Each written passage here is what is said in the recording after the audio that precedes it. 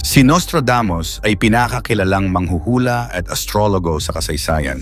Ang kaniyang mga hula ay naging kontrobersyal dahil karamihan sa kaniyang mga hula ay misteryoso at nakakatakot. Mula sa kaniyang aklat na Le Prophéties, isinulat niya dito ang kaniyang mga pangitain sa pamamagitan ng mga tula na kilala bilang quatrains. Maraming henerasyon na ang nagpatotoo at pinaniniwalaan ng tagasunod niya na si Nostradamus ay nakapredict at nakahula umano ng maraming mahahalagang pangyayari sa kasaysayan tulad ng pag-usbong ni Adolf Hitler, pagkakaroon ng COVID-19, pag-atake sa Pearl Harbor, ang pambobomba ng atomika sa Hiroshima at Nagasaki, Japan, at marami pang iba na tila naging makatotohanan. At ayon sa mga eksperto sa bawat taon o siglo ay mayroon itong matitinding hula, kaya naman sa videong ito ay aalamin natin ang 10 nakakatakot na prediction ni Nostradamus sa taong 2025.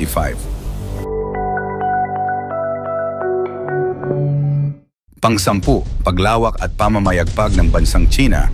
Ayon sa interpretation ni Nostradamus, tinukoy niya ang pag-angat ng isang bansa mula sa silangan na nauugnay sa China mula sa kanyang quatrain. From the east, a great dragon will rise, flying across the sky. Maraming nagsasabi na ito ay isang simbolo ng lumalakas na impluensya ng China sa pandaigdigang ekonomiya at politika at mas marahas at mapanakop na bansa na maaaring maging mas kapansin-pansin pagsapit ng taong 2025. Pang-9, natural disasters at pagbabago ng klima o climate changes. Ipinapakita ng ilang quatrain ni Nostradamus ang matinding mga pagbabago sa kalikasan, panahon at kapaligiran, kabilang na ang malalakas na bagyo at mga lindol. Mula sa kaniyang quatrain, the earth will shake in the new city and the earth will open up in several places. Binibigyang kahulugan ng kanyang tagasunod bilang pagtaas ng mga natural na sakuna sa iba't ibang bahagi ng mundo, gaya ng malalakas na lindol at bagyo, baha at matinding init sa mga bansa, kasama na ang mga pagbabago sa klima na magdudulot ng higit pang sakuna. Pang-8, pag-usbong ng teknolohiya at artificial na intelihensya o ang AI. Sa pagbabago ng teknolohiya sa mundo, nabago rin ang takbo at pamamaraan ng buhay ng mga tao. Napabilis at napagaan ang kanilang trabaho, ito ay dahil sa artificial intelligence o AI. Ang pag-usbong ng makabagong teknolohiya at AI ay mula umano sa propesiya ni Nostradamus ayon sa nag-i-interpret ng ilang quatrain ng manghuhula na tumutukoy sa kaniyang quatrains. The new machine man will rise, blending with the natural world. Sa pag-usbong ng AI at ang potensyal na pagsasama ng mga makinarya at tao sa hinaharap ay lalong mangingibabaw. Pang-7, pagbabalik ng monarkiya.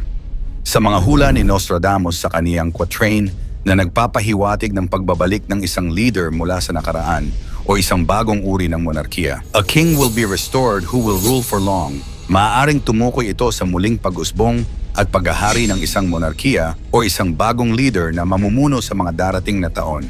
Pang-6, pagbagsak ng isang malaking bansa. May mga nakasulat sa quatrain ni Nostradamus na ipinapahiwatig ang pagbagsak ng isang makapangyarihang bansa o imperyo sa mundo sa mga taong darating at 2025. The great empire will fall into ruin. Maraming nagsasabi na maaaring tumukoy sa superpower country o makapangyarihang bansa ang babagsak gaya ng Estados Unidos sa darating na mga taon. May quatrain pa nagpapahiwatig ng malaking pagbabago sa pandaigdigang politika, kabilang na ang pag-usbong ng isang bagong sistema o leader. A new order will rise.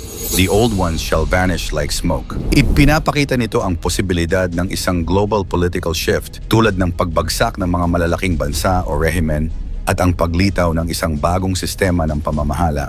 Pang-5, paglalakbay pa sa kalawakan dahil sa makabagong teknolohiya. Ang mga teknolohiya sa space exploration ay sinasabing nakapaloob sa ilan sa mga hula ni Nostradamus. Ang ilang mga interpretation ng quatrain ay nagsasabing magkakaroon ng higit pang pagsulong sa paggalugad sa kalawakan. Men will reach the stars, and beyond their reach, they will find new worlds. Hinulaan ni Nostradamus na mas uusbong pa umano ang makabago at dekalidad na teknolohiya para umalampa sa mga bagay sa kalawakan. Ito ay hakbang ng sangkatauhan sa paglalakbay sa labas ng mundo, gaya ng pagtuklas ng mga bagong planeta sa kalawakan at para sa mas malayo pang misyon. A new voyage will take men far from their home towards the stars. Maaring ito ay tumukoy sa mga misyon patungo sa Mars o iba pang malalayong bahagi ng kalawakan na inaasahang magiging mas mahalaga sa mga susunod na taon.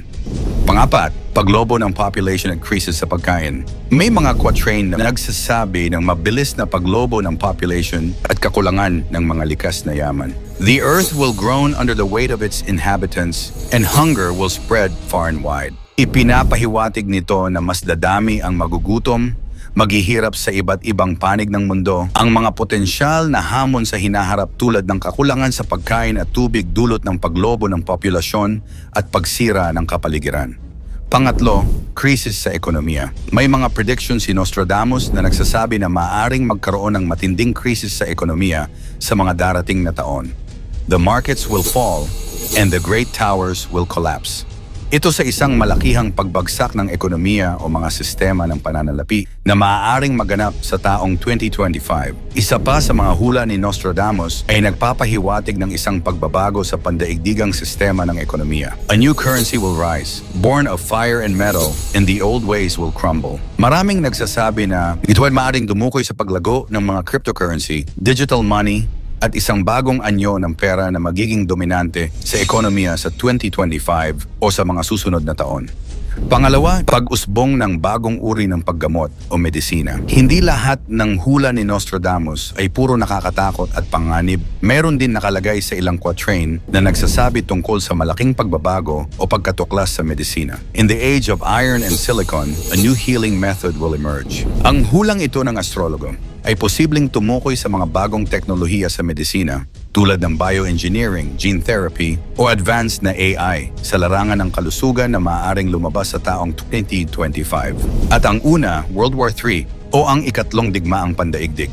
Ang isang nakakatakot at napakatinding hula ni Nostradamus na magaganap sa sangkatauhan, ang giyera ng karamihan ng mga bansa. Ang isang malaking digmaang ito ay magaganap sa hinaharap o taong 2025. The Great War will start in France and all of Europe will be attacked. It will be long and terrifying for everyone. Then in the end, peace will be restored but only a few will enjoy it. Ang posibilidad ng isang pandaigdigang digmaan ay maaari umanong magsimula sa Europa. Posibleng ang maging sentro muli ng matinding digmaan at sa Europa o malapit na mga bansa dito, matatandaang ang World War I at World War II ay dito rin nagsimula at sa kasalukuyan napakatindi ng digmaan ngayon sa Russia at Ukraine. Dagdag mo pa ang pagpapalawak ng NATO na itinuturing ang Russia bilang banta. Presensya ng mga nuclear na sandata ay nadito rin sa rehiyon.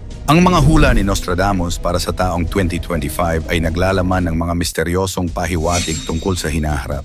Bagamat ang mga pahayag ay kriptiko at hindi malinaw, maaaring magbigay ito ng babala at pagiging handa. Mangyari man o hindi ang mga hula ni Nostradamus, isa lang ang dapat nating paniwalaan at sampalatayanan.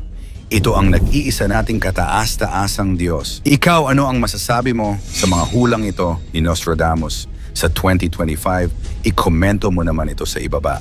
Huwag kalimutang i-like at share. Maraming salamat at God bless.